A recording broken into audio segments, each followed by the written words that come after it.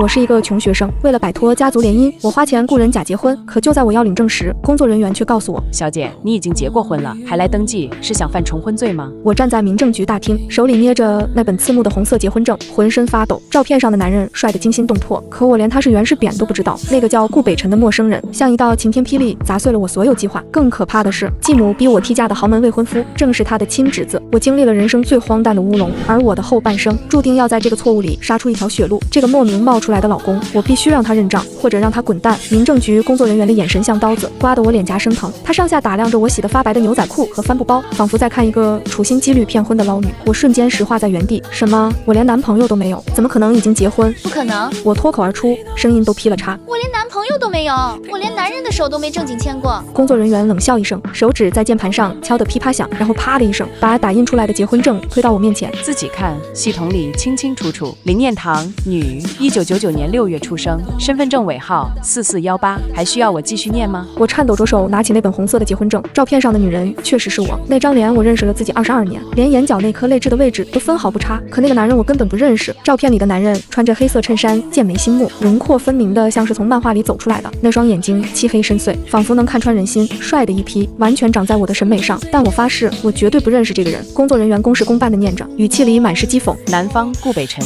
，1995年3月出生，身份证号顾北辰，这名字挺好听，像小说男主。小姐，伪造结婚证是违法的。工作人员警告我，眼神像在看一个笑话。而且重婚罪是要坐牢的，3年以下有期徒刑。你这又是雇演员，又是造假证的，图什么啊？我欲哭无泪，百口莫辩，走出民政局的大门。3月的阳光刺得我眼睛疼。我看着手里这本凭空出现的结婚证，整个人都是懵的，像是被人当头一棒打进了异次元。这到底是什么情况？旁边传来一个弱弱的声音：“林小姐，是我花钱雇来假结婚的小哥哥，还是个大学生，长得白白净净。”他看着我，眼神里满是同情和惊恐。林小姐，你都结婚了，还花钱雇我假结婚干嘛？找刺激啊，定金不退。他斩钉截铁，然后脚底抹油跑了，生怕我纠缠似的。我低头再次看向手中的红本本，男方顾北辰，照片里的男人确实很帅，可我连他是圆是扁都不知道，这简直就是天上掉下个林妹妹，不，掉下个老公来。我颤抖着掏出手机，拨通了一个号码。喂，帮我查一个人，顾北辰，海城的，1995年3月出生，我要他所有的资料，越快越好。电话那头传来一个吊儿郎当的男生：“老大，你这是惹上什么麻烦了？”别废话，半小时内发我邮箱。我挂了电话，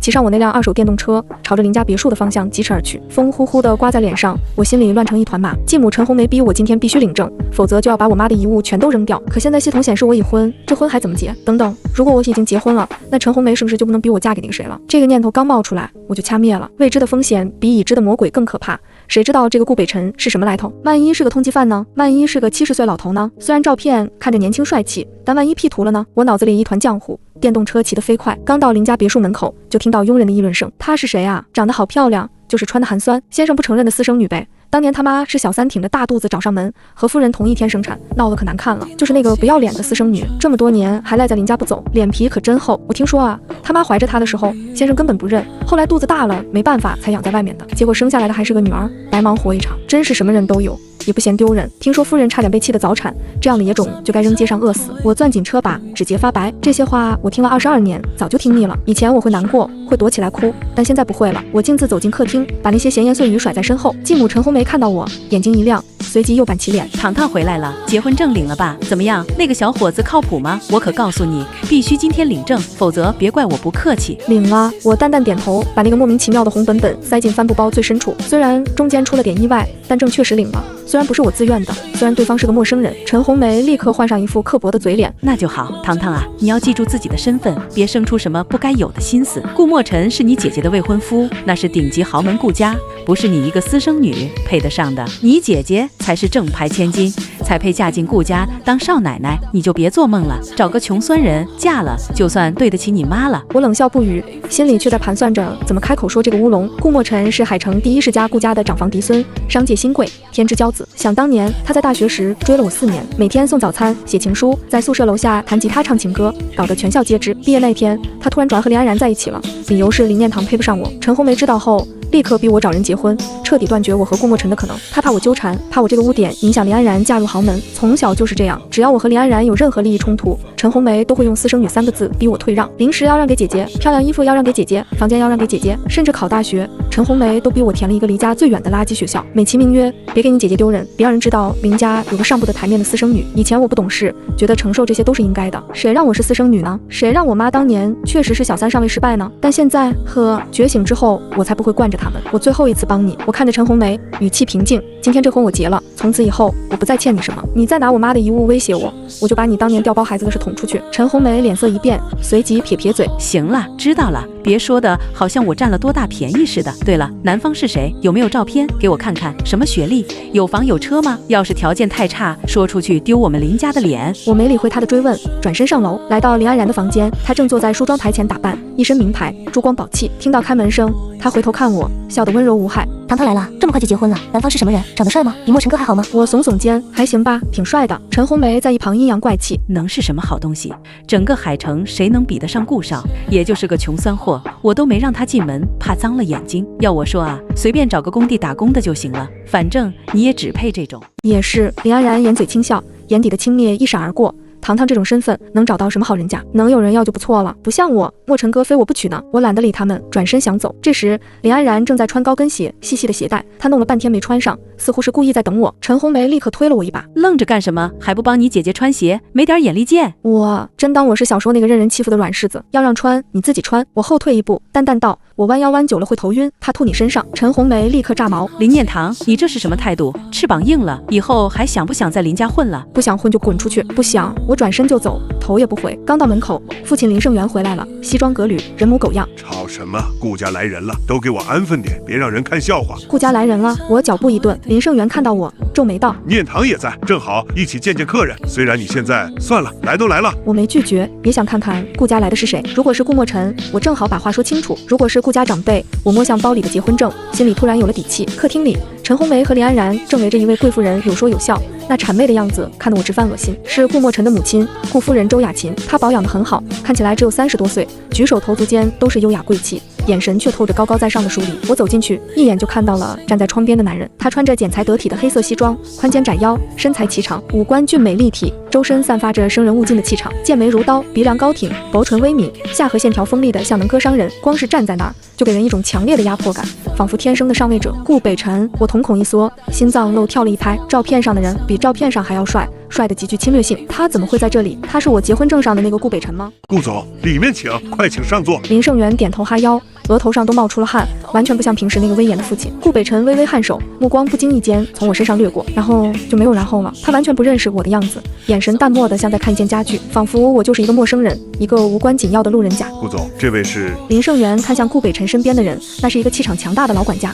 我母亲。顾北辰淡淡开口，声音低沉磁性。她身体不便，在家休养，今日我带她前来。顾夫人笑着点头，目光在我身上停留一瞬，又移开了，那眼神似乎是知道我，又不屑于理会我。林安然娇羞地看向顾墨尘，他正从门外走进来，手里捧着一束花。墨尘哥，你来了。林安然迎上去，亲昵地挽住他的胳膊。顾墨尘点点头，视线却若有若无地复杂地看向我，那眼神纠结、阴郁，还有一丝我看不懂的懊悔和占有欲。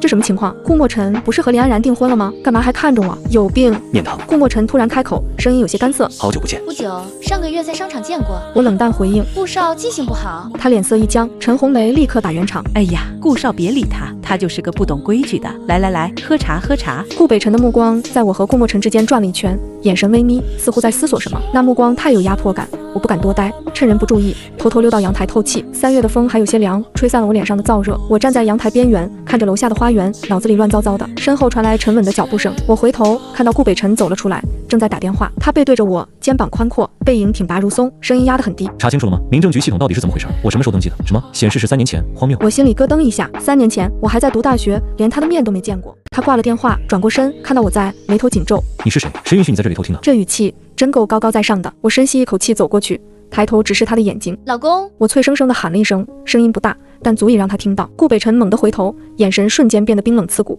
你叫我什么？老公啊！我眨眨眼，无辜地看着他，还晃了晃手里的帆布包，结婚证就在里面。你不认识我吗？我是你老婆啊，法律承认的那种。这位小姐。他后退一步，眉头紧皱，浑身散发着危险的气息。我已经结婚了，请自重。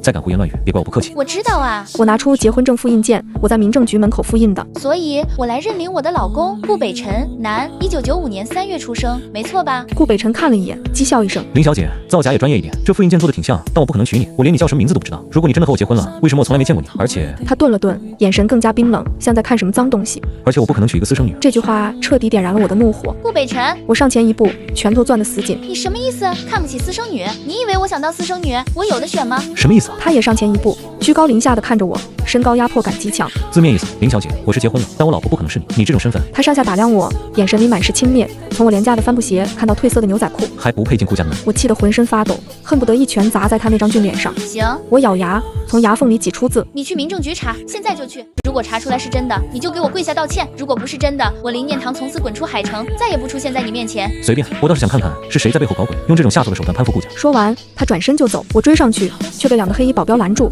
像2堵墙。林小姐，请自重，再靠近顾总，别怪我们不客气。我只能眼睁睁看着他离开，那背影决绝又傲慢。顾北辰，我大喊：你一定会后悔的。你以为你是谁？玉皇大帝吗？他的脚步顿都没有顿。我靠在阳台上，气得肺都要炸了。手机响了，是手下发来的邮件。我点开一看，顾北辰的资料赫然在目。顾北辰，顾氏集团现任总裁，顾家老爷子次子，母亲早逝，从小被送到国外，年前回国，雷霆手段掌控集团，架空老爷子，对外宣称已婚，但从未公布妻子身份。我眯起眼睛，好啊，既然你说不可能，那我就让你看看什么叫不可能。从林家出来，我接到手下的电话：老大，查到了，资料发你邮箱了。我深吸一口气，压下心中的怒火，骑上电动车。说重点。顾北辰是顾家老爷的次子，从小被送到国外，据说是因为母亲死得不明不白，老爷子怕他报复。顾家内斗很厉害，老爷子偏心长子，想把家业传给顾墨尘的父亲。但上周顾北辰突然回国，直接架空了老爷子的权利，掌控了顾氏集团，手段很辣，现在整个海城商界都怕他。我皱眉，一边骑车一边问：他为什么对外宣称已婚？这个手下顿了顿，语气变得古怪。据说年前老爷子要给顾北辰安排联姻，对象是何家千金，他不肯，随口说了已婚，据说还拿了结婚证给老爷子看。但奇怪的是，我们黑镜系统查过，他根本没去过民政局登记。所以那个妻子是假的。手下恍然大悟，他根本就没去民政局登记。老大，你该不会就是那个假老婆吧？系统吧，合着我被系统随机分配了个老公，这也太离谱了吧！我停下车，看着川流不息的马路，突然觉得人生荒诞的像一场闹剧。继续查，我咬牙，查清楚3年前到底发生了什么，还有查何家千金，我要知道所有细节。得嘞，挂了电话，我漫无目的地骑着车，天色渐暗，海城的霓虹灯开始闪烁。路过一条偏僻的小路时，路边突然窜出来一个老太太，我赶紧刹车，轮胎摩擦地面发出刺耳的声音，还好刹住了，就差10公分。对不起，我以为是碰瓷的，连声道歉，心脏狂跳。结果仔细一看，老太太80多岁，干瘦的，但穿着很体面，一身锦绣旗袍，手上戴着碧绿的翡翠镯子，一看就不是普通人。她脖子上挂着个牌子，走失老人，联系电话，必有重谢。原来是老年痴呆症患者。老太太眼神迷茫，看着我，突然眼睛一亮：孙媳妇，奶奶，您认错人了。我无奈，我帮您打电话，您家人马上就来。我拨通牌子上的电话，对面传来一个熟悉的声音，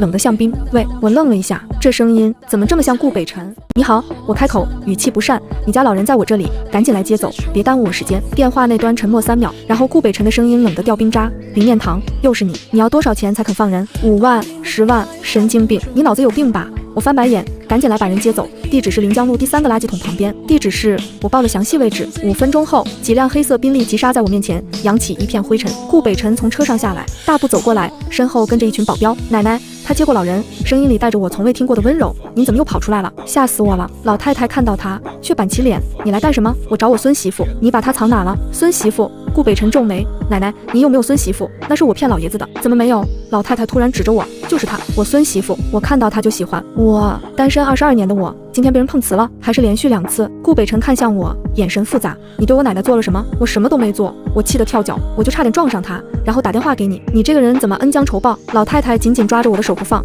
孙媳妇，跟奶奶回家，不理这个臭小子。顾北辰，这老太太是上天派来整我的吧？第2天一早，我接到导师的电话：念堂，来我办公室一趟，出事了。我心里一沉，有种不好的预感。我赶到办公室，发现陈红梅和林安然也在，还有学院的副院长孙教授，脸色很难看，看着我的眼神充满惋惜。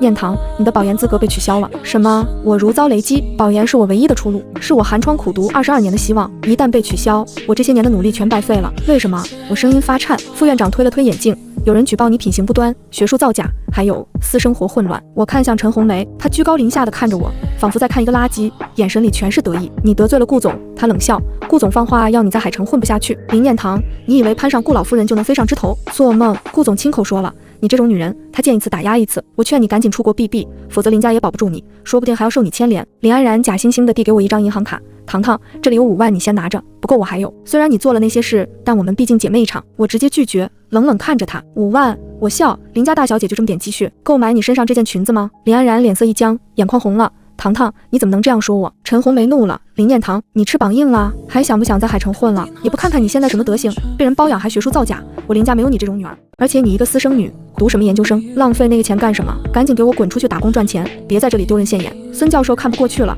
林太太，念堂这孩子品学兼优，怎么就不符合保研要求了？这里面是不是有什么误会？您别帮他说话。陈红梅打断他，他什么德行我能不知道？从小就不学好，跟他那个妈一样，只会勾引男人。他就是看他姐姐要读研，心里不平衡，想走歪门邪道，也不撒泡尿照照自己什么东西，配吗？粗俗恶毒。我转身就想走，心如刀绞，但面上强撑着。等等，林安然突然开口，念堂，你还敢纠缠顾总？你是不是脑子不清醒？他已经结婚了，你当小三当上瘾了吗？我脚步一顿，回头看向他，突然笑了，笑得灿烂。结没结婚，你试试就知道了。对了，姐姐，你昨天在顾家好像被顾夫人嫌弃了吧？听说她不喜欢你身上的香水味，说太廉价。林安然脸色瞬间惨白。我转身离开，背挺得笔直，走出教学楼。我仰头看着天空，不让眼泪掉下来。手机响了，是顾北辰发来的短信，只有一句话：离我奶奶远点，否则后果自负。我冷笑，直接回复：顾总好大的威风，用权势压一个学生，算什么本事？有本事去民政局查清楚谁是谁非，自然明了。他回得很快，不知死活。我收起手机，眼神变冷。行，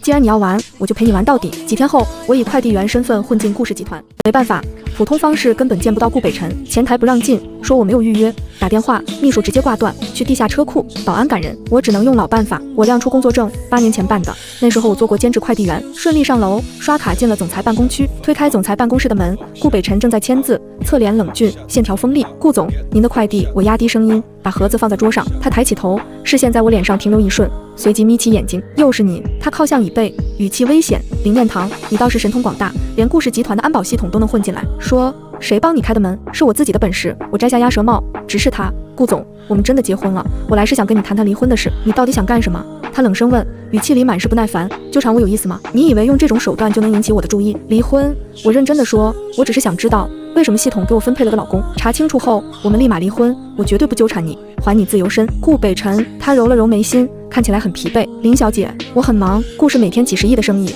我没空陪你玩这种幼稚的游戏。我知道你很忙，我上前一步，把结婚证复印件拍在桌上。但是这件事很重要，您对外宣称已婚，却不去民政局查证，现在系统显示我们已婚，这中间的乌龙，您不想搞清楚吗？重要。他讥笑，抓起复印件扫了一眼就扔到一边。你觉得我会相信你的鬼话？这复印件做得不错，但假的就是假的。我已经说过了，我不可能娶一个私生女。又是这句话，我气得咬牙，指甲掐进掌心。行，我拿出手机，我给奶奶打电话，她总该知道真相。我拨通那天保存的号码，竟然接通了。孙媳妇，老太太的声音从电话里传出来，中气十足。你想奶奶了吗？奶奶想你了。你什么时候来看奶奶啊？那个臭小子有没有欺负你？顾北辰，他一把抢过手机，挂断，脸色铁青。你到底想干什么？他站起来，身高压迫感极强，利用一个老人。你的良心呢？我没什么良心，我也吼回去，我只想搞清楚真相。如果你查都不查就定我的罪，那你和欺负我的那些人有什么区别？高高在上的顾总原来也是个睁眼瞎。我们僵持着，空气仿佛凝固了。就在这时，办公室的门被推开。北辰，听说你在这里，我特意做了点心。一个穿着香奈儿套装的优雅女子走进来，看到我愣在原地。你是谁？她上下打量我，眼神警惕。顾北辰深吸一口气，何小姐，你怎么上来了？何小姐，何家千金，她原本的联姻对象。我冷笑一声，拿起包，看来我来的不是时候。顾总，您慢慢忙，记得去民政局查查，否则哪天您真正的妻子找上门，您可别后悔。说完，我转身就走。站住！顾北辰喝道。但我已经冲出了办公室，和何家千金擦肩而过时，我看到了他眼中的敌意。很好，又多了一个敌人。傍晚，我在一家私人菜馆兼职当主厨。没错，我有很多兼职，快递员、服务员、主厨、代驾，只要能赚钱，我都干。我要攒够出国的学费，离开这个是非之地。这家菜馆是会员制，高端的很。据说顾北辰常来。正当我戴着厨师帽给客人介绍菜品时，一道熟悉的声音在身后响起：林念堂。我回头看到顾墨尘，他穿着白色西装，看起来人模狗样的，就是脸色很难看，眼下还有青黑。你怎么在这里？他上前一步，抓住我的手腕。这种地方是你能来的？谁让你进来的？我翻白眼。顾少，我在哪里工作，关你什么事？放手，否则我喊非礼了。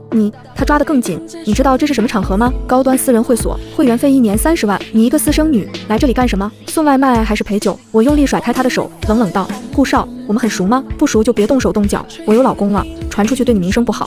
他气得脸色铁青。林念堂，我在大学追了你4年，每天送早餐，写情书，在宿舍楼下等你。你为什么不告诉我你是私生女？如果你早说什么？我冷笑，让你像现在这样羞辱我。顾墨尘，你和他们一样，都歧视我的出身。你只是喜欢那个家境普通但努力上进的林念堂，而不是私生女林念堂。不是的，他辩解，眼神痛苦。我只是不能接受欺骗。如果你早告诉我，我不会什么？我打断他，不会和我在一起，还是不会转而追求林安然。顾墨尘，别自欺欺人了，你爱的从来都不是我，是你自己想象中的完美女友。说完，我转身想走。墨尘哥，林安然的声音从身后传来，他款款走来，亲密地挽住顾墨尘的胳膊，警惕地看着我。念堂，你也在？这里是高端场所，你一个私生女来干什么？该不会是来打工的吧？我上班啊。我淡淡道。林小姐，这里的主厨是我，您今天的鹅肝就是我煎的，希望合您口味。上班？林安然嘲讽地笑了，这种地方是你能来的？你知道这里的会员费1年多少吗？30万，把你卖了都付不起。再说了，你会做饭，别毒死人就行。我行，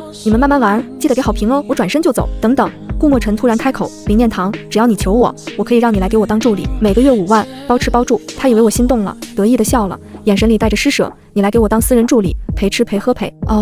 我没等他说完，闻到他身上浓烈的酒气混合着香水味，突然一阵反胃，直接吐在他脚上。抱歉，我淡淡道，擦了擦嘴，孕吐，全场死寂。顾墨尘脸色惨白，你说什么？从菜馆出来，我看到顾北辰站在门口，倚在一辆黑色迈巴赫旁，手指夹着烟，眼神晦暗不明。他看着我，眼神复杂的像一团乱麻。林小姐，我们谈谈。我挑眉，终于肯见我了，不是让我滚出海城吗？他掐灭烟，打开车门，上车。不上，怕你绑架我。他深吸一口气，那去附近的咖啡厅，我请你喝咖啡，总行了吧？我考虑了一下，点头，行，不过我要吃提拉米苏，这家的不好吃。来到附近的咖啡厅，我拿出结婚证。顾总，这到底怎么回事？现在可以说了吧？顾北辰沉默片刻，终于开口，年前老爷子逼我联姻，对象是何家千金何婉清，我不肯，随口说了已婚，还伪造了一张结婚证给他看，但我从未去过民政局登记，那张证是假的，所以不知道系统怎么回事。他揉了揉眉心，看起来很疲惫。我的技术人员查过了，3年前确实有一条登记记录，但没有任何现场办理的影像资料，就像是系统自己生成的。总之，我会处理好这件事，给老爷子一个交代，也给你一个交代。那离婚过几天去办，我会让律师联系你。我点头，好。尽快，我不想再被人指着鼻子骂私生女不配嫁豪门了。就在这时，我的手机响了，是林夫人的消息。糖糖，周6来家里吃饭吧，我想见见你，就我们母女俩，不带其他人。林夫人，周清婉是这个家里唯一对我好的人。小时候我吃不饱饭，她会在花园里给我留吃的。我被陈红梅罚跪，她会偷偷给我送毯子。我考上大学，她匿名给我打学费。好，我回复，我一定来。顾北辰看了眼我的手机，林夫人，周清婉，你认识？听说过。他眼神古怪，他和你关系很好，比其他人好。我收起手机，顾总，没什么事，我先走了，记得去民政局，别爽约。他忽然抓住我的手腕，如果查证后发现我们真的结婚了，你打算怎么办？我愣了一下，随即笑了。那当然是行使妻子的权利，让顾总养我啊，毕竟嫁汉，穿衣吃饭。你倒是直白，我一向直白。我抽回手，转身离开，没有看到身后顾北辰若有所思的眼神。周6，我提前来到约定的餐厅，这是一家很安静的私房菜馆，环境优雅。没等到林夫人，却看到陈红梅和林安然从另一间包厢走出来。你怎么在这里？陈红梅尖叫，脸色大变，又来纠缠顾家，你是不是跟踪我们？我翻白眼，我来等人，林夫人约了我。等人？林安然嘲讽，你以为是个人就能等？这里是高档场所，你这种身份也配来？赶紧给我滚！保安呢？把这个私生女赶出去，别让她脏了这里的地。行，我走。我起身想走，心里却疑惑，林夫人约我，他们怎么会在这里？等等，林安然拦住我，听说你到处说自己是顾北辰的老婆，还怀孕了，难道不是？我笑，姐姐这么关心我的私生活，是不是顾墨尘对你不好啊？呵，他冷笑。顾北辰亲口否认了，你还在这里装什么？墨尘哥都告诉我了，你在菜馆勾引他，还假装孕吐，恶心死了。我皱眉，这时手机响了，是顾北辰的消息，在哪？我去找你。查清楚了，我报了地址。5分钟后，顾北辰出现在餐厅门口，他身后还跟着江老夫人，那位老年痴呆的奶奶，今天看起来神志清醒，一身贵气。孙媳妇，老太太看到我，眼睛一亮，快步走过来，我可找到你了，想死奶奶了。顾北辰看向林安然和陈红梅，眼神冰冷刺骨，就是你们欺负我老婆。全场死寂。林安然脸色煞白，腿都在抖。顾总，这是误会，顾家不欢迎你们。顾北辰冷声开口，声音不大，却字字千钧。管家，送客。从今以后，顾氏集团旗下所有产业禁止林家母女入内。立刻有保镖上前，恭敬却不容拒绝地请他们离开。陈红梅还不死心，挣扎着喊，顾总明鉴，是这个私生女先勾引顾家的，她跟她妈一样，就会用这种下作手段。住口！顾北辰打断他，眼神像在看死人。林念堂是我法律意义上的妻子，再敢对她不敬，别怪我不客气。林氏集团最近是不是在争取顾氏的融资？回去告诉林盛元，没了。林安然不可置信地看着我，又看看顾北辰，你真的是如你所见。我微笑，挽住顾北辰的胳膊，反正他也没躲。对了，姐姐，我记得你说我是私生女，配不上顾家，现在呢，我还配不上吗？林安然脸色青一阵白一阵，说不出话来，最后被保镖请了出去，狼狈不堪。顾北辰转向我，眼神瞬间温柔下来，虽然还有几分不自在。老婆，我们回家。我愣了一下，随即明白他是在做戏给周围的人看，但心跳还是漏了一拍。回去的车上，江老夫人拉着我的手不放，孙媳妇啊，这些年苦了你了。北辰这孩子不懂风情，你多担待。我奶奶，我真不是。你是？老太太固执地道，你是北辰的老婆，就是我孙媳妇。你看这个玉镯给你，顾家传给长媳的。她硬要把手腕上的翡翠镯子套在我手上。顾北辰在一旁无奈的揉眉心，却也没阻止。奶奶，她真的是我老婆，看吧。老太太得意地看着我，我孙子都承认了。孙媳妇，以后这小子欺负你，你告诉奶奶，奶奶打他。我这都什么跟什么？我小声问顾北辰，你查清楚了，到底怎么回事？他沉默片刻，系统确实显示我们3年前登记结婚，但我也确实没去过民政局，唯一的可能是有人用我们的身份信息办理了，而这个人权限很高。什么意思？意思是他看着我，眼神复杂，我们可能被人算计了，被迫成为夫妻。但既然已成事实，在查清真相前，你只能暂居顾太太这个位置，这是保护，也是监视。我冷笑，监视我，保护你？他纠正，林家现在是你们眼中钉，只有顾太太的身份能保你平安。回到顾家老宅，是一座占地极广的中式庄园，亭台楼阁，假山流水，奢华的超出我的想象。江老夫人拉着我参观，一路介绍，这是你和北辰的婚房，我让人天天打扫，这是后花园，你喜欢种花吗？我应接不暇。晚上顾北辰来找我，他站在我房间门口，穿着家居服，少了白天的凌厉，多了几分人味儿。林面堂，干嘛？你的身份？他顿了顿，穆博士。我心里咯噔一下，你怎么知道？查到了。他走进来，递给我一份文件。3年前，林氏集团濒临破产，突然得到一笔神秘资金和技术支持，力挽狂澜。这笔资金的来源是一个叫穆博士的神秘人，而技术支持的署名也是穆博士。穆博士帮林家度过了难关，却不要任何股份，只要林家供养一个女儿到大学毕业。他看着我，眼神复杂。林家那个技术支持，就是你吧？你就是穆博士？我沉默片刻，点头。是我。为什么不告诉他们？不告诉林盛元？不告诉任何人？如果你说了，你在林家的地位不会这么尴尬。不需要。我淡淡道，我只是不想欠林家太多。我妈当年确实破坏了别人的家庭，这是原罪。我帮林家这一次算是还债，从此以后两不相欠。顾北辰看着我，眼神变得深邃。林念堂，你到底是什么人？一个22岁的女孩，怎么可能掌握那些顶尖技术？我笑，你老婆啊，神秘兮兮的老婆。她忽然走近，居高临下的看着我，既然是老婆，是不是应该履行一些义务？我心跳加速，强装镇定。什么义务？明天陪我去见老爷子。他退后一步，他听说我带了妻子回来，要见你，演好这场戏，报仇丰厚。我松了口气，又有些莫名的失落。演得好有什么好处？穆博士的身份，我帮你保密。他挑眉，另外帮你搞定保研的事，还有让陈红梅母女付出代价。成交。第二天一早，我换上了顾北辰让人准备的礼服，香槟色的长裙，剪裁得体，衬得肤色如雪。我看着镜子里的自己，几乎认不出来。从那个骑电动车、穿牛仔裤的穷学生，到顾太太，只需要一件礼服的距离。走吧。顾北辰站在门口，目光在我身上停留一瞬，闪过一丝惊艳，但很快恢复平静。他伸出手，我挽住他的胳膊，感受着他手臂肌肉的紧绷。别紧张，他低声说，有我在。这句话莫名让我安心。顾家老宅的主厅，金碧辉煌，气势恢宏。顾家老爷子坐在主位上，白发苍苍，眼神却锐利如鹰。旁边是何婉清，何家千金，正一脸敌意地看着我。北辰，这就是你说的妻子？老爷子冷哼，一个私生女，你疯了啊！顾北辰握着我的手紧了紧。爷爷，结婚证是真的，法律承认，您总不至于让我犯重婚罪吧？你，老爷子气得拍桌子，你明明说是假的，是骗我的，我也以为是假的。顾北辰面不改色，但查过了，是真的，所以请您接受现实。林念堂，我的妻子，顾家的长媳。我上前一步，恭敬却不卑切。爷爷好，别叫我爷爷。老爷子怒吼，我不承认，婉清才是我认定的孙媳妇，你算什么东西？何婉清也开口，声音柔弱却带刺，念堂姐姐，我知道你一直想攀高枝，但用这种方法是不是太下作了？我笑了。何小姐，下作的是谁还不一定。据我所知，何氏集团最近资金链断裂，急需顾氏注资，所以你才急着联姻，对吗？何婉清脸色一变，我继续说，而我是顾北辰法律上的妻子。您说的下作是指民政局系统下作，还是指法律下作？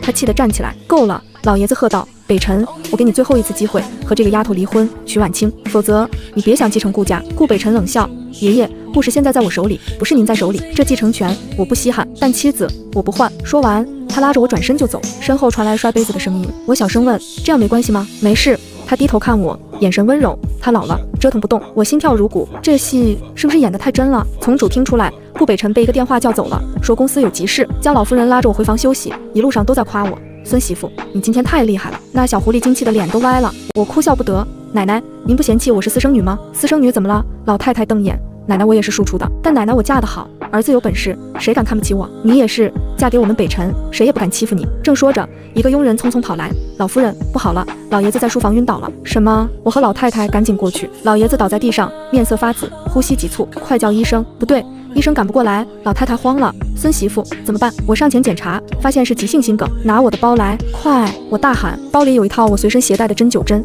我师从名医，这是秘密。我迅速施针，手法娴熟。10分钟后，老爷子的呼吸平稳下来，脸色好转。这时，家庭医生也赶到了，检查后惊讶地看着我：“少夫人，这针法是失传的古法，太神奇了！要不是及时施救，老爷子就危险了。”我收起针，淡淡道：“略懂皮毛。”顾北辰闻讯赶来，看到这一幕，眼神彻底变了。“你救了爷爷，顺手而已。”他看着我，目光深邃，仿佛第一次真正认识我。林念堂，你到底还藏着多少秘密？我冲他眨眨眼，你猜？当晚，老爷子虽然没明说，但看我的眼神不再那么敌视。何婉清则被送了回去。据说何家知道了今天的事，已经没脸再提联姻。我躺在客房的床上，看着天花板，觉得这一天像做梦。手机响了，是手下发来的消息：老大，查到了，3年前的事和顾家老爷子有关。他似乎买通了什么人，用你的身份信息给顾北辰登记结婚，目的是阻止顾北辰和何家联姻，因为何家和顾北辰的舅舅有勾结，想吞并顾氏。我震惊，原来这一切都是老爷子的局，而我和顾北辰都是棋子。第二天，我把这个发现告诉了顾北辰，他听完沉默了很久。所以爷爷为了阻止何家，3年前就布局把你我绑在一起，看起来是这样。我点头，系统记录是真的，但不是我们本人办的。老爷子手眼通天，买通内部人员操作并不难。顾北辰苦笑，我一直以为是他偏心，没想到他是在保护我。也许吧，我耸肩，但这种保护牺牲了无辜的我。顾总，你打算怎么办？他看着我，眼神复杂。既然已成事实，那就将错就错。什么意思？意思是他走近我，既然你是我老婆，那就做一辈子的老婆。演戏演全套，怎么样？我心跳漏了一拍。你是认真的？你看我像开玩笑吗？他伸手抚上我的脸颊。林念堂，我发现我对你……他的话没说完，因为我的手机响了，是医院打来的。林小姐，你母亲醒了。我妈醒了。我妈是植物人，已经躺了5年了。我顾不上顾北辰，抓起包就往外冲。他追上来，我送你。车上我浑身发抖。我妈当年是小3，但她是被林胜元骗的，后来抑郁成疾，跳楼未遂，成了植物人。如果她能醒来，到了医院，我冲进病房，我妈真的醒了。正虚弱地看着我，糖糖妈，我扑到床边，泪流满面。顾北辰站在门口，没有进来，眼神却前所未有的柔和。当晚，我妈的情况稳定下来，医生说是奇迹。我走出病房，看到顾北辰还站在走廊，手里拿着一杯热可可，给你的。他递过来，辛苦了，谢谢。我接过，喝了一口，甜腻的味道安抚了我的神经。林念堂，他突然说，我们结婚吧，不是演戏，是真的。我愣住，什么？我说。他认真地看着我，我喜欢你，从你在阳台骂我开始，从你对奶奶耐心开始，从你不卑不亢面对老爷子开始，我想我爱上你了。既然法律上我们已经是夫妻，那感情上也做我的妻子，好吗？我看着他，眼眶湿润。好。3个月后，我正在顾家老宅陪老太太吃饭，突然一阵反胃。哦，老太太眼睛一亮，孙媳妇，你是不是有了？我不会吧？叫来家庭医生一检查，果然。怀孕2个月了。顾北辰当场愣在原地，手里的文件撒了一地。3秒后，他露出一个大大的笑容，冲过来抱起我转圈。老婆辛苦了，我要当爸爸了。老太太在旁边笑开了花。我要有重孙子了，快把我那套金锁片拿出来。怀孕的消息像长了翅膀，迅速传遍了海城上流社会。林家听说后，肠子都悔青了，尤其是陈红梅，她怎么可能？她明明就是个小贱人，怎么会？陈红梅在家里摔东西。安然，你怎么办？顾墨尘现在根本不理你了。林安然脸色惨白，妈，怎么办？如果林念堂真的成了顾太太，我们就完了。林胜元沉默不语，眼神闪烁。过了几天，林胜元亲自来顾家拜访，说要见我。顾北辰让人把他轰出去了，敢欺负我老婆，活腻了。他拥着我，语气温柔却霸道。以后林家的人一概不见。我靠在他怀里，摸着微微隆起的小腹，心里五味杂陈。做完月子，虽然还早，但我决定重新捡起自己的事业。老婆，你不在家带孩子，还要出去工作。顾北辰皱眉，顾家养不起你，孩子有保姆和奶奶照顾。我白了他一眼，而且我不工作，谁养你？你那点工资够买我研发的芯片吗？我养你啊，那是另外一回事。我成立了一家新能源公司，名为念北科技，用的还是穆博士这个身份，但这一次不再隐藏。公司开业那天，各路媒体纷纷报道，神秘穆博士首次公开露面，新能源行业迎来重大突破。穆博士真实身份曝光，竟然是顾氏集团少夫人。林家看到新闻，气得脸都绿了，尤其是林安然，她明明就是林念堂。林安然在家里尖叫，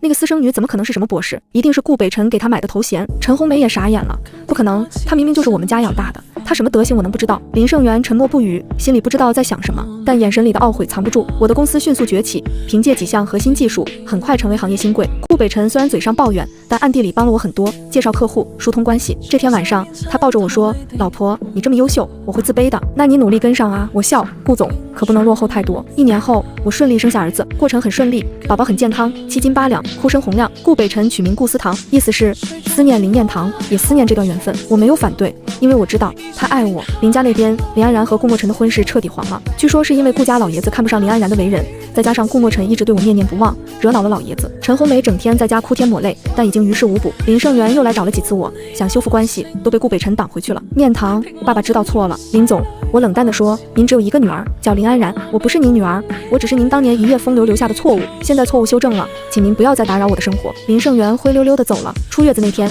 顾北辰在顾家老宅办了一场盛大的婚礼，全城皆知，媒体疯狂报道，这是补办婚礼，也是公开认证。我穿着洁白的婚纱，挽着父亲的手，我雇了一个演员，因为林胜元不配，走向顾北辰，他穿着黑色礼服，英俊的像王子，他牵着我的手，笑容温柔，眼眶却红了。老婆，这一世我会好好爱你，保护你，不让你受任何委屈。我靠在他怀里，看着台下熟睡的婴儿，还有笑得合不拢嘴的老太太。好，这一世我终于找到了对的人。婚礼结束后，我们回到新房，他抱着我，轻声说：“谢谢你，愿意嫁给我，也谢谢你。”我说：“愿意相信那个乌龙。”我们相视而笑。婚后的生活平静而幸福，但我没想到林家还不死心。这天我正在公司开会，秘书进来禀报：“林总，林夫人来了，在楼下大堂。”林夫人，周清婉。我皱眉，让她上来。周清婉缓缓走进来，比上次见面苍老了许多，头发白了不少，脸上的皱纹也深了，眼神却很清澈。糖糖，她看着我，眼眶红了。我来看看你，还有孩子。我让人给她倒茶。林夫人，你有什么事直说吧。对不起。最终她开口，声音哽咽：“这些年